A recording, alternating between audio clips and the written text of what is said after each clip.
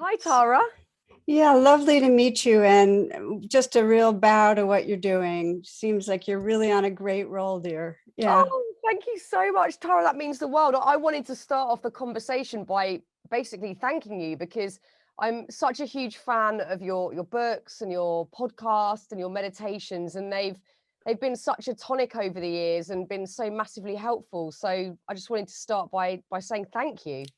It delights me. I'm glad to hear it. So look, Tara, we're living through very, very strange times, and you can wake up and feel great some days, and other days the heaviness really hits because we know there's a lot of fear out there, a lot of confusion, divisiveness, etc. How are you personally navigating these times? You know, I've got a lot of grace in my life in the sense that I'm able to isolate and I can do the work I love from home, and I haven't gotten sick, and my immediate circles have been fine. So on that level, it hasn't been hugely stressful. I'm an introvert and it helps to stay home. Same. Yeah, yeah. And I am also in touch with so many people that are living. I mean, it's a traumatized world, Fern. It's really a traumatized world with the pandemic globally and with climate change and with so much going on. And so people that already had trauma are triggered, and those that haven't are actually feeling it more. And so, of course, my heart and my energies are really engaged in that. And it actually got busier. I thought, oh my gosh, I'm not going to be traveling and teaching and so on as much, but the online world has been so active and huge. And I've been surprised at how intimate it can be. Yeah, same. I think more than ever, we need, real decent, honest conversation and connection because we have all been through something collectively so overwhelming. And it's interesting, I was listening to one of your podcasts earlier that sort of really got me thinking. And I wonder if there is, because, a lot of your work as a meditation teacher and an author and a speaker is based on trying to wake up society to compassion. And I wonder if we are in an era where there's, a serious lack of compassion versus other times in history, or if there's always been this sort of lack of sort of compassion for ourselves and each other, but we're just more acutely aware of it now due to how we imbibe information. It's a really interesting question, whether how it's changed over time. I can say that my sense is that we have never been at such an extreme in terms of a lack of self-compassion, for one, because the more we get anxious and fearful, actually we turn on ourselves. And with trauma, it's the worst. Anybody that has been traumatized, first of all, feels broken and flawed because of the trauma. But then their coping strategies, which are usually addictive behaviors and numbing and dissociating, make make people that are traumatized feel really damaged goods. And it's very, very painful, the level of self-hatred or self-doubt. But I think it goes for all of us that, um, this society, there's not natural ways of belonging. And I think in some societies there have been belonging, certainly more to the earth, but belonging to each other. And I really feel like our suffering is that we forget our belonging to each other. And so in this society, in order to belong, and I mean to your family, belong to school, the people at school, to your workplace, you have to jump over certain hoops. You have to meet certain criteria. It's not unconditional that you belong. You have to be beautiful or have a certain appearance. Your body has to be a certain way, thin for women, usually built up for guys, and it goes on. Left brain intelligence. I think of all the children at school, Fern, who are given this message that they should have a certain kind of intelligence, and there's all these different kinds of intelligences. So these kids grow up feeling like they're stupid in some way. And then it goes on that you have to be successful in certain ways. And then it's most insidious that our societies have these caste systems, racial caste system and class caste system. And if you're not up on that caste system, if you're the non-dominant level of the caste system, then you get the message of being inferior. So many of us get hit in so many ways with feeling like we're just not enough. And I call it the trance of unworthiness, which I know you're aware of, because when I talk to people, if I say, well, do you judge yourself too much? Most people will say, yeah, I do. But what we don't realize is how much that sense of not good enough, failing, falling short, flavors every part of our life. So it's really hard to feel intimate with another person if you feel like you're falling short, like you're not a good person, because you figure that they'll really know and reject you at some point. And it's hard to be creative, and it's hard to, take risks at work. And it's hard just to relax because we have this sense of something's wrong. And just to say, one woman I know was with her mother when she was dying, and her mother was in a coma, and she came out of the coma. And some people come out of a coma and be very lucid for a bit. It was like that. Wow. And she looked this woman in the eye and she said, all my life, I thought something was wrong with me. And then she closed her eyes, and those were her last words. And for this woman, and for when I heard this, it was like so poignant. Wow. That people can go through days and decades and a lifetime with the underlying sense of something's wrong with me, and how much that affects lives. And I feel like it's a long answer or response, but that more people now feel that deep sense of something's wrong with me than at any time that I've been alive, because the level of stress and trauma is so high. And the level of noise, I guess, because I haven't put this in shot yet, but I love your new book so much, Trusting the Gold, and that phrase that you use, calling it this trance, really hit me, because it stopped me in my tracks, and I sat back and thought, yeah, how often do I hear that sort of that low level hum, that voice, that acerbic voice berating me, me berating me about the tiniest things. And it's so subconscious that, you're right. I don't think we do notice it. And for me, it definitely plays into that not being able to relax. I constantly think I should be doing something, I should be learning, achieving, progressing, because of exactly what you've just said.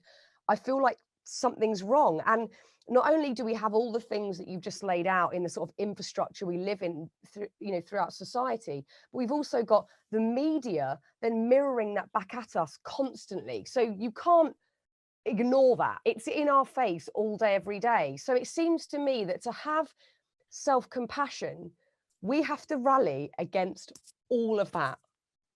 What you just said is really, really powerful about the media, because there's all this research now on what Instagram is doing to teens, and how as soon as you look at Instagram, you're seeing pictures that people have selected of themselves that you're going to compare against. And it's devastating. I mean, because we're social animals and we want to be included and accepted. And there's a constant comparing that's so insidious. So yeah, we have a lot that we're going against. And I found, Fearne, that when people can say what you said, which is, wow, I'm starting to see how it's like the air I'm breathing, that inner voice saying, something's wrong. When we start to see it, that's actually the beginning of is kind of waking up from the trance, is just getting it. Because I found for myself that when I started seeing it and seeing how much suffering is with that, it really happened for me, that kind of recognition when I was in college. I was on a hike with a friend, because I remember really well, and she was telling me how she was becoming her own best friend and so on. And I thought to myself, oh my gosh, I'm the furthest thing from my own best friend. I am the harshest. I am so harsh. I hated my body, and I hated the way I was in relationships, and I never was doing enough.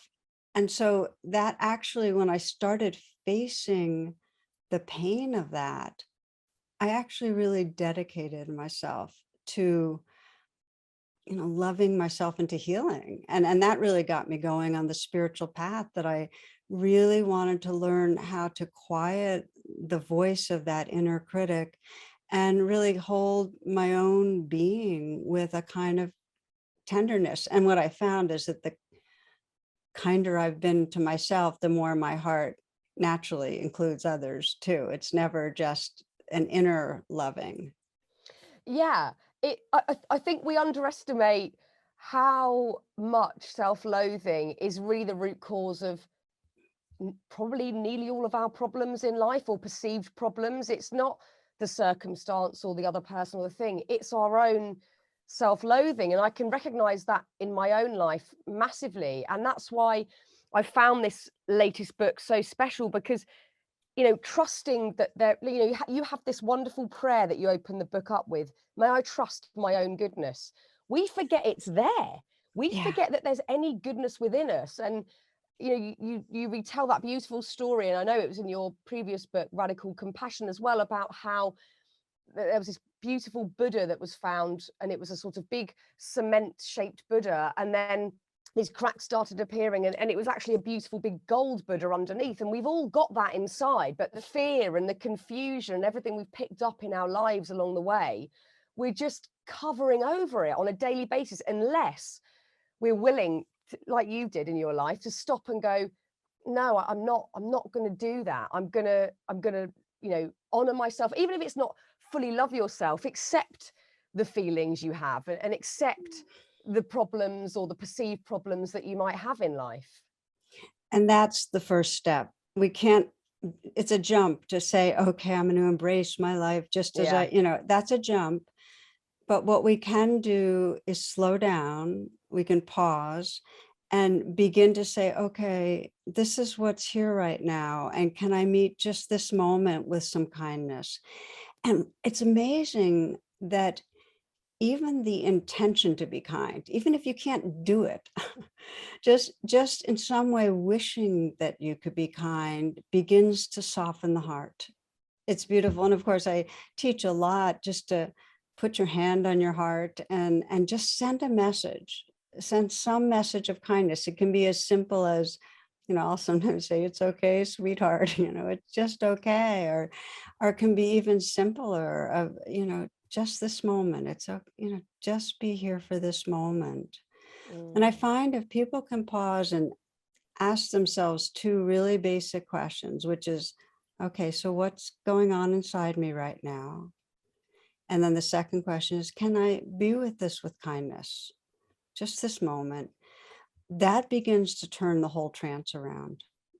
Yeah, because you talk about the resistance of feelings, because we're now even beating ourselves up about having feelings. If we feel jealous, or if we feel angry, or if we feel down about something, we're not just feeling those emotions. We're going, oh, I shouldn't be feeling like this. I need to fix myself and to get out of this. And your mantra that you use in these times is, just let this belong. Let this feeling belongs. This belongs. It's okay. And I think that's a really wonderful first step as well, rather than keep berating ourselves for just having human reactions and feeling emotions, to say, no, this belongs. This is okay. I love that phrase, Fearne. Me too. This belongs, because, I do have like an image in my mind of an ocean with waves, and that, the waves belong, and they're going to change. And if we can remember we're the ocean, and the ocean's going to have waves, and really every emotion is intelligent. we were wired to have emotions. It's part of our survival apparatus, Yeah. and everybody else has them too. So I find it helpful, first of all, when I'm feeling something like jealousy or something you don't want to feel, others experience this too. It's programmed in, and in the moments that we can let it belong, there's some space. It's even the Mm. word yes, just to say yes doesn't mean I like this. Yes means it's an honest acknowledgement. This is the reality of this moment. We find some space. We can end up kind of being with things with more balance and grace.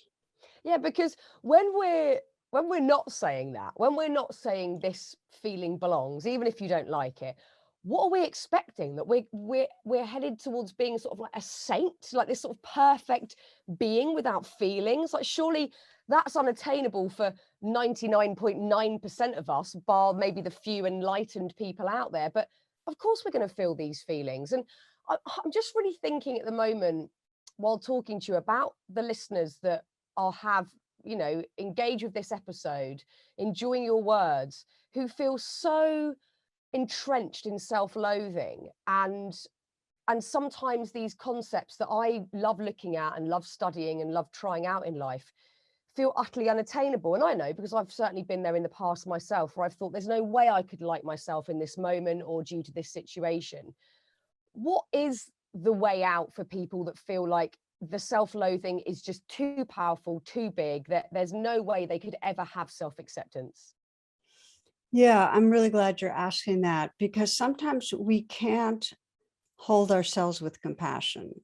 So, but what we can do, there's a couple of steps, but the first step is try to step out of our thoughts a little bit and just breathe and quiet down a little bit. Walk in nature, be with a friend, but quiet ourselves down. And then what we can do, and this takes, just being still a little bit, is bring to mind someone that you trust and love that's a larger source of loving. So you might you can bring your dog to mind. You can bring a grandmother that's not alive to mind, or you can bring a best friend, or you can bring a spiritual figure to mind if you happen to have that inclination. But bring some being to mind that is a loving, wise being. And just imagine and sense what you wish they would be offering to you. Imagine it. Imagine the look in their eye of welcoming you and appreciating you, the warmth. And imagine that there is loving energy coming from that being to you, and actually let it bathe you. And it's a really powerful approach to healing. If you feel like you're unforgivable, imagine that being having that kind of mercy and love to help forgive you. Because, we're relational beings and we got wounded in relationship. And we need to sometimes feel the relational field holding us in order to get healed. That's so beautiful. And right at the start of that, it brought to mind a part in the book where you mentioned to really question your own thoughts, because we're having thousands of thoughts. Like every minute we're bombarded with different thoughts. Some are completely useless, some are irrelevant, some are super mean. But there's the having the thought, and then there's the believing the thought. And we're probably of the nature, just on a general societal level, that we believe everything that comes into our heads. So if we think that we're, as you just mentioned, unforgivable or a bad person, just on a sort of base level, we take that to the next level and completely believe it. So there's some sort of amazing agency and liberation in just questioning, like, is that true though? Is it true? That's exactly right. And I have a kind of mantra that I say to myself, which is simply, don't believe your thoughts, don't believe your thoughts, don't Yeah. believe your thoughts. Because, I have seen that, and especially when people start on a path of meditation, that the most powerful juncture where there's really some freedom is when people get that I am not my thoughts. I don't have to believe my thoughts. And they'll still keep coming, but one of my Tibetan teachers says they're real, but they're not true. And by that, it means they're real, they're actually happening. There's electronical activity in your brain and your body's having a reaction to them, but they're a representation of the reality that we're living in. They're not the truth. We got programmed to believe them. In other words, they were messages from our caretakers or our society, but they're not truth. And so just to challenge it, like you say, is this true? Is it really true? And then open ourselves to something larger is such a gift. Yeah, it's a fun experiment because you realize just how much utter rubbish and nonsense you totally believe. And it's a fun experiment, especially if it's the first time you've done it. You're like, wow, there's a lot of lies floating around this head. And as I said, it's liberating to challenge them and to question them. There's also another mantra that I love in Trusting the Gold, and it's by a Zen master. Do you pronounce his name Sono or Sono? Sono, yeah. Sono. And he says, this one has been game This changing. This is a woman, by the way. Oh, it's a woman. God, that is so I'm just making assumptions that it's got to be a guy. That's not cool.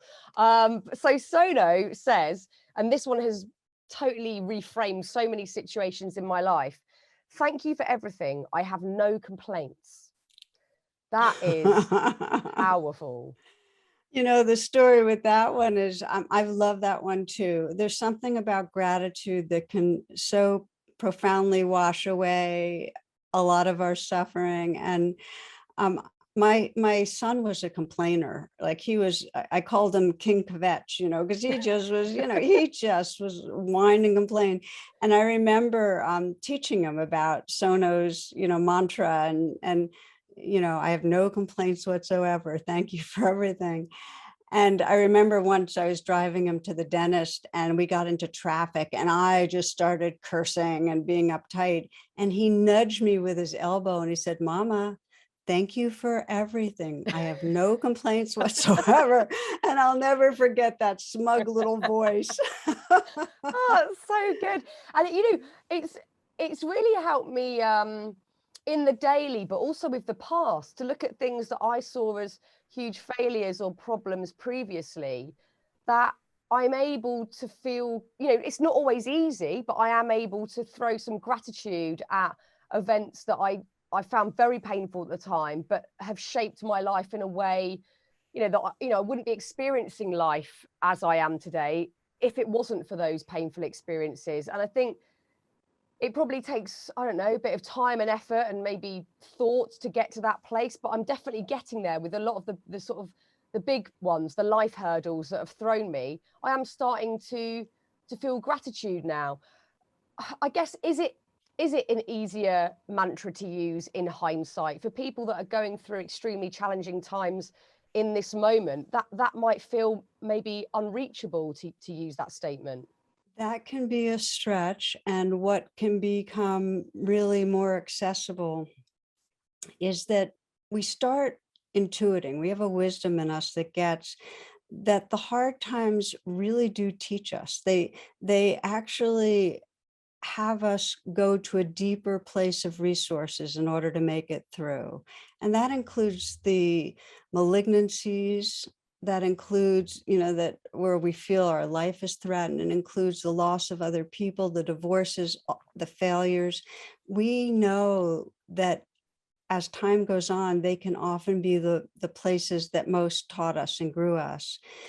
In the midst of it, what can help is just a prayer, which is, please may this serve to awaken my deepest compassion, my wisdom, in some way, knowing we're in the midst of it, can this serve in some way?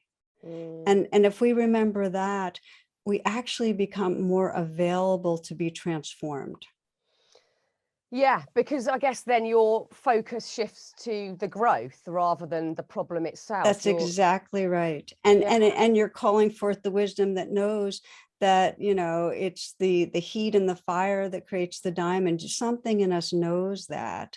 And so we just get a little more awake. And that prayer that I mentioned is part of the Bodhisattva prayer, which is in the Buddhist tradition. The Bodhisattvas kind of the archetype of an evolved, loving being. And that's the prayer of the Bodhisattvas. May whatever arises, may all circumstances serve to awaken compassion, awaken wisdom. So it's quite beautiful. It is. And again, I find it really liberating, because you can't sit and dwell too much on the problem at hand, because you're already thinking there has to be growth here. There's no way this is just for no reason. There has to be some growth, some learning. And I guess, again, maybe with hindsight, for me, certainly personally hindsight, I can see it sometimes as a gift. You know, that tough thing that happened was a gift, because, you know, I'm completely different in my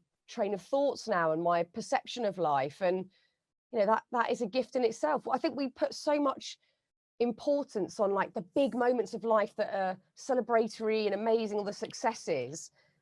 You probably don't really learn as much in those times, though. No, it's the suffering that actually makes us more compassionate. It really is. And then the question is, when the tough times arise, how do we actually navigate so that we can, instead of resisting and getting into a knot and actually getting bitter, what actually allows us to learn and grow? And that's where the practices of presence come in.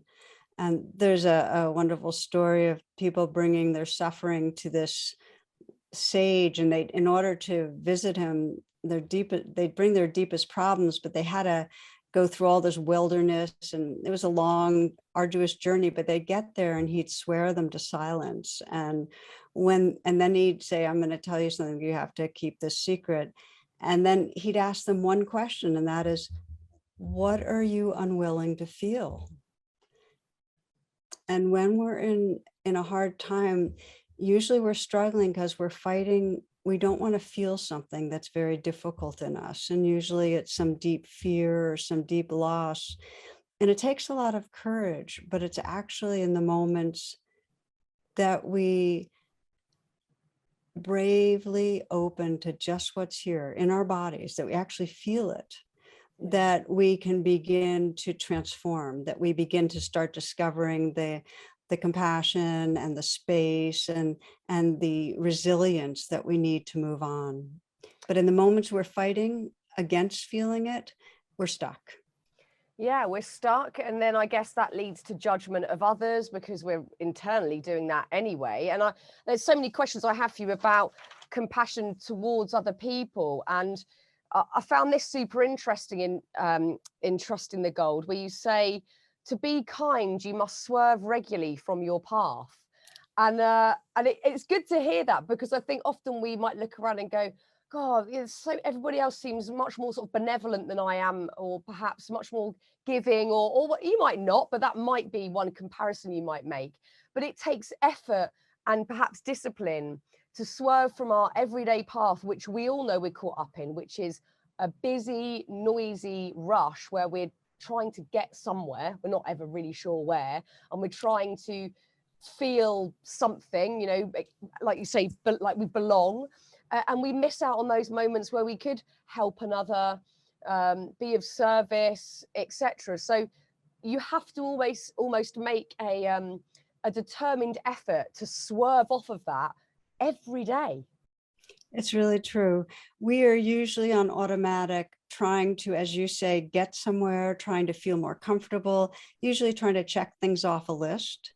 And when we do, others become unreal to us. They either become objects that can help us get what we want, or they become objects that are interfering, or they become neither, which makes them irrelevant, so we ignore them. But they become what I call unreal others. And then we actually, you know, if we feel they're blocking us, we can become violent. We end up judging them and blaming them.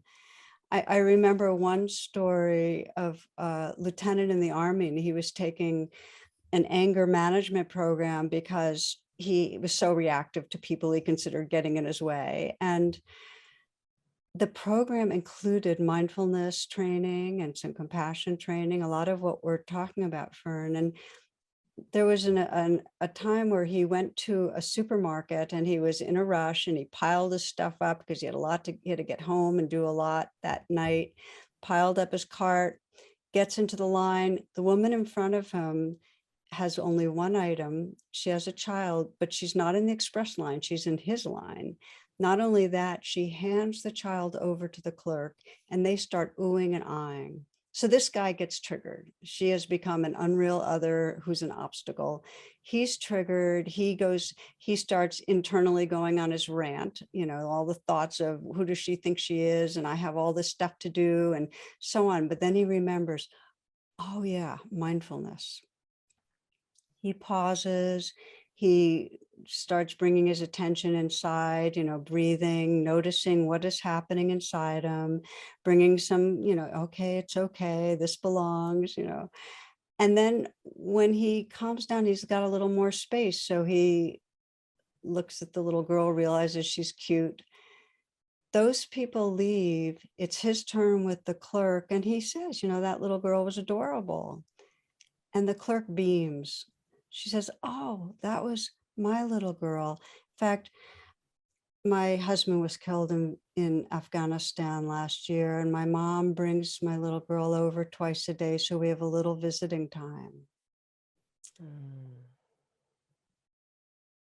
And for this man, if he hadn't paused, if he had just stayed in his rant, believing his thoughts, and he would have never seen the humanity that was there. And so this is, again, we have to swerve, we have to pause, we have to come back home inside ourselves and then look more deeply, who's here, And there's that beautiful question Ruby Sales, a civil rights icon, says, which is, where does it hurt? And you don't necessarily ask it out loud, but you're with another person and you sense, just like me, this person's got vulnerability, has fear, has losses. And there's that beautiful understanding that everyone you meet is struggling hard.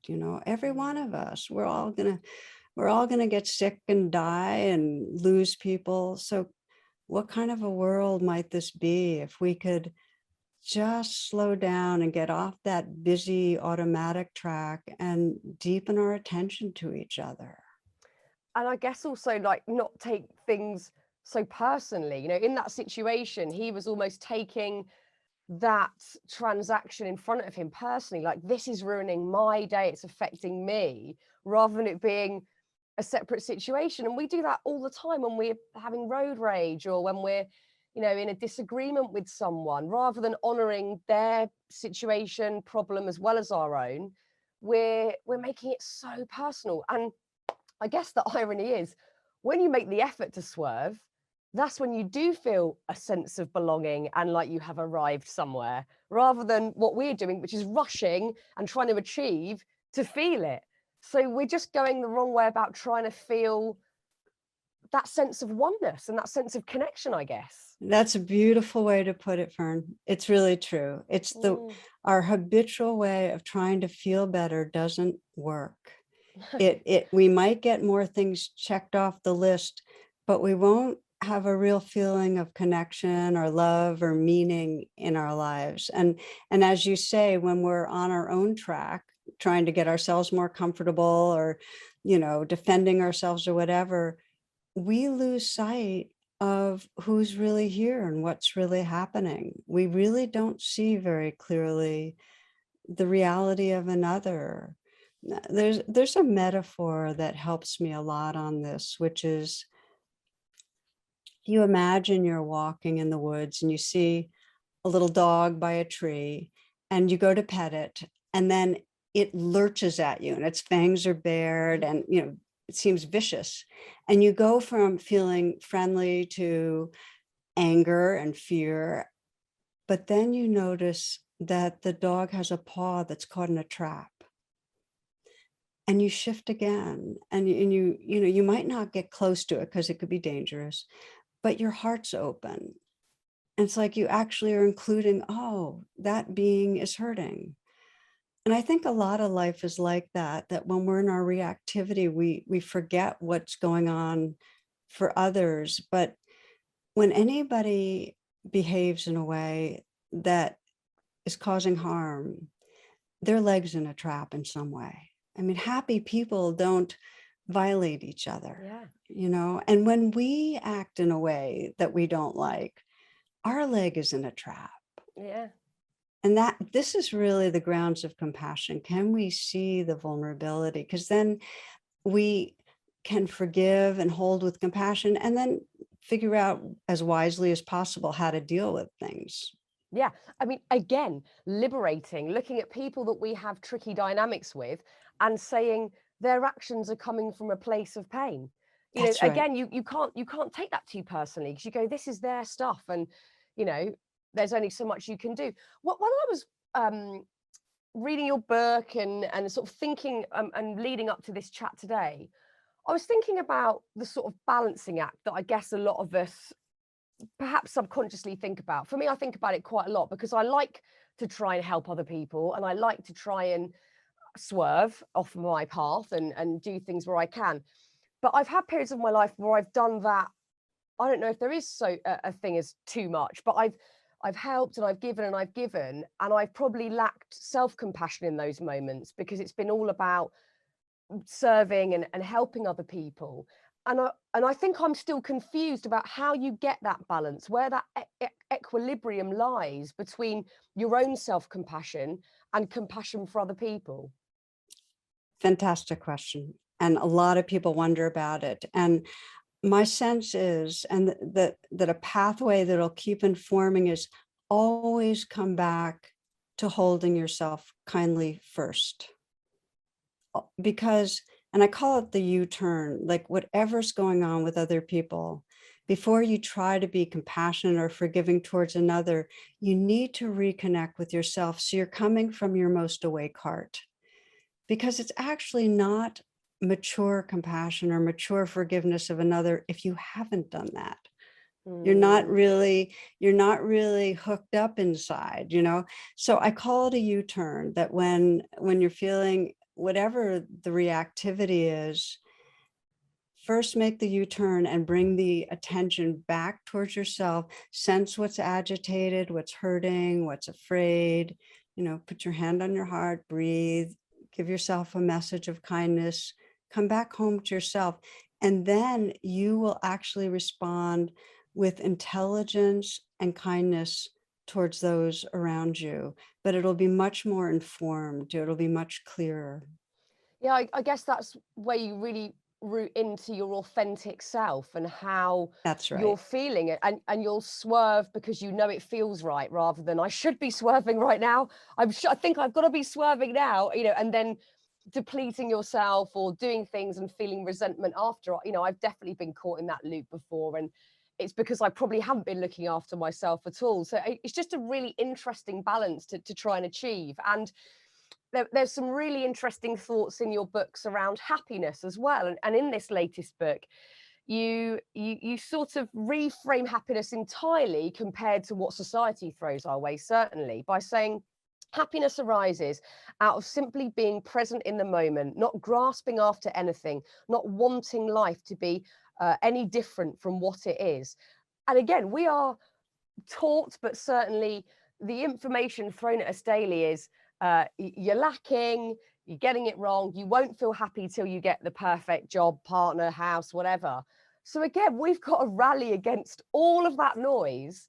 And maybe again, you know, the answer is just to get really quiet and to hook into, well, it's the gold, isn't it? That gold, the goodness in there, and go, oh, I can feel happy right now as I look out the window.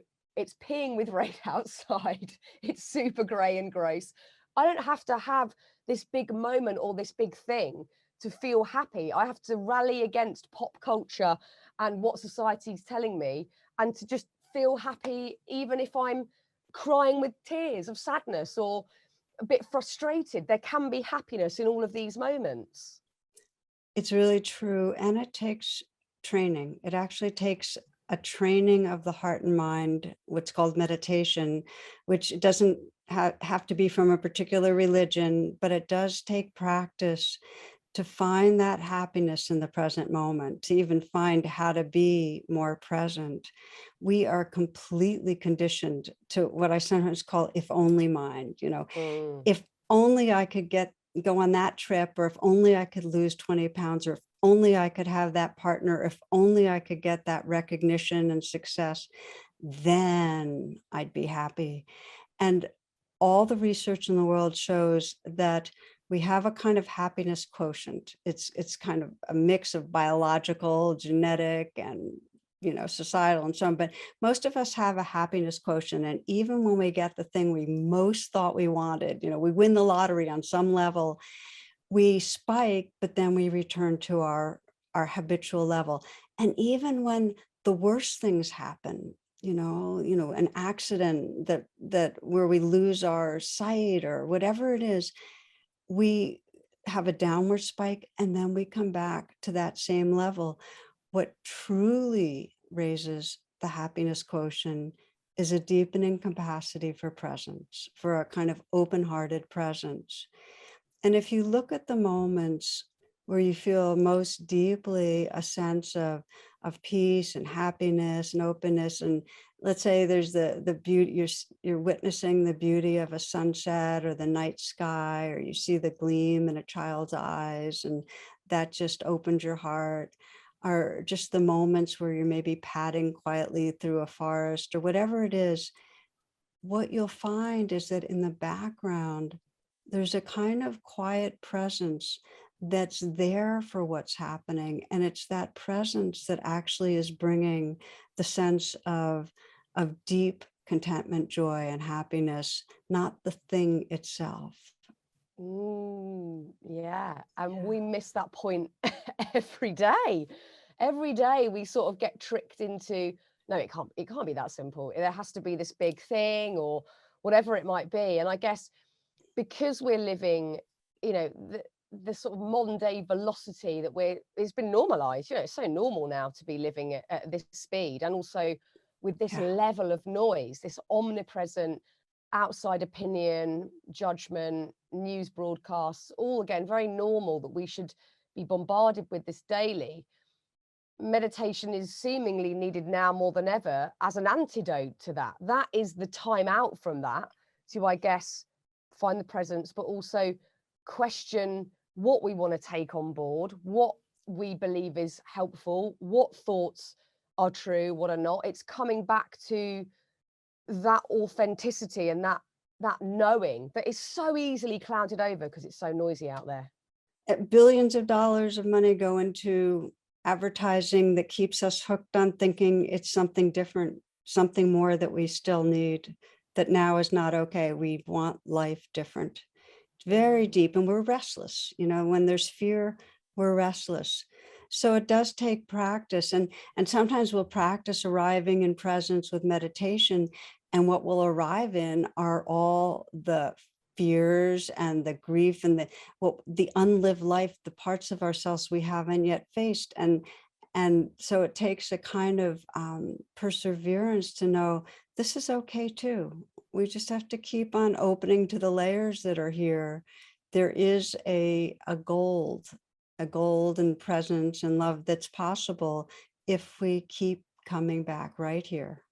And it's in everyone, because I think when you are in the depths of despair or depression or anxiety, it's so easy to forget that there's that goodness there. And that's when we will be more susceptible to thinking, I do need fixing. I need to be fixed. I need things to be okay. And, I've had huge periods of my life where I've thought, I need to be fixed and nothing will be possible until I am fixed. Who's going to fix me? How will I be fixed? And I love in the book that you say you just gave up on that. And I think you say you call it the efforting. I just gave up on the efforting of that, not doing that anymore. Well, I gave up on the efforting to try to be a better person, the self-improvement projects. What continues to be, it's not really effort, but a deep aspiration that energizes me is, the story you told about the Golden Buddha. It just really speaks to me because we think we're the coverings. We think we're that, it's plaster clay coverings. we forget the gold. And that's the suffering, is that we really forget who we are. We forget the awareness that's here, the creativity, the basic intelligence that our heart really wants to love without holding back. We forget that. And so it's really quite a path of remembering that goodness. And as you said, it's not just in us, it's in everyone. I often think about Einstein saying that the biggest question that we really have to reflect on and respond to in ourselves is this world a friendly place? Is the universe a friendly place? And by friendly, it doesn't mean that, one creature is not going to kill another for food or something like that. It means is there's some intrinsic love, some basic benevolence, that spirit that lives through this living world. And, when you can't really answer it logically, you can't prove something, but I'm very pragmatic about the spiritual path. And I know for myself, when I keep leaning towards looking for the goodness in myself and others, I become a much more happy person. My life has a lot more grace in it. And there also is just increasingly wonderful science. Like, I think of the science on trees right now that is showing that instead of thinking of trees as, oh, they're competing for the light, yes, that happens. But even more profound is that these root systems and the fungal networks that connect them, there's huge cooperation between trees, that allow them to flourish. And with humans, our greatest leap in terms of human evolution was becoming increasingly collaborative. That's really what allows us to thrive. So that when you and I perceive each other and sense, wow, deep down, Fearne and I, well, it's the same awareness looking through these eyes, and it's the same heart and the same longing that really, and we're here actually to support and bring that forward in each other, not to prove that, oh, I'm in some way better or feel bad because I'm not as such and such. Then we flourish. And that is so much what the world needs right now, is that movement towards holding hands and collaborating, and not seeing the other as some bad enemy out there. And there are ways of forging that. We're in such a time of in silos of different realities, and caste systems getting really rigidified in some ways. I mean, there's such a pain in that. And in the moments that we can see past the mask, past the color of a person or the religion, and really see that gold, we bring it forward. We bring it forward. So we need to remind each other of the gold. We do. And that's where we'll feel that sense of belonging, not beating the person next to us, not being the best, not being on the pedestal above everyone else, which has been heavily promoted in modern day culture, that if you are the best, you will feel a sense of belonging, which we know doesn't equate, because we've all watched probably tons of Netflix documentaries where someone's become the best sporting person and then feels terrible afterwards. We've all seen that. So that sense of belonging will be from, as you've just said, that beautiful collaboration. And I really hope that this episode of the podcast gives everybody listening, I guess, the permission to see their own gold, because sometimes you need someone else to say it. Oh, it's in there. Like, you can celebrate your own gold, because it's much easier to listen to somebody else say that rather than to really just believe it on your own. So I really hope that everybody listening, myself included, takes time today to really notice that goodness inside, and to celebrate that.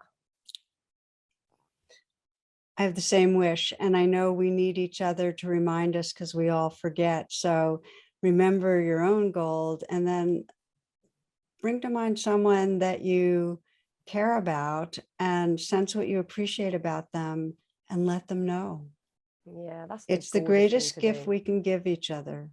It is. It's a beautiful gift to give each other, and this, you've done that for me today. I feel absolutely buzzing having spoken to you, and I'm so thrilled to have had you on the podcast. It's been you know, a wish of mine for a long time, being a follower and reading your books and listening to your podcast. So I honestly can't thank you enough for your time today. And I hope we get to do it again another time, Tara. Thank you so much.